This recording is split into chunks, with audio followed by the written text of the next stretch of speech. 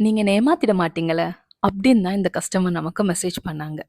So இவங்க நம்மகிட்ட order பண்ணது இந்த பியூட்டிஃபுல்லான ஒரு சோக்கர். இது ரொம்ப மினிமலா அழகா இருக்கும். அண்ட் இது கூடவே ஒரு மினிமலான ஒரு ஸ்டட் வரும்.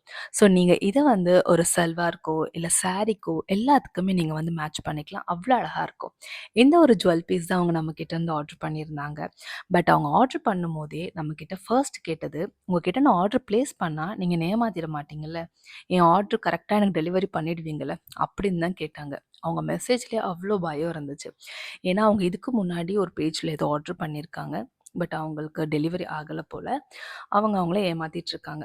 ஸோ, அதனால இவங்களுக்கு வந்து ஆன்லைன்ல ஆர்டர் பிளேஸ் பண்றதே ரொம்ப பயமா இருந்திருக்கு. பட் நம்ம பேஜ் பார்த்துட்டு அவங்க வந்து நம்மள ட்ரஸ்ட் பண்ணி ஃபர்ஸ்ட்டு மெசேஜ் பண்ணி கன்ஃபர்மேஷன் வாங்கிட்டாங்க. இந்த ஆர்டர் கரெக்ட்டா வருமான்னு.